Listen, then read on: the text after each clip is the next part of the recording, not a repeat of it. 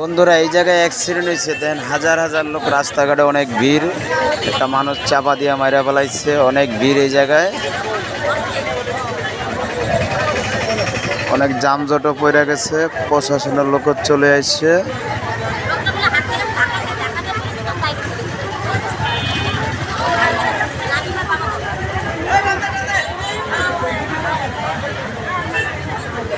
অনেক লোকজনের ভিড় করছে এই জায়গায়।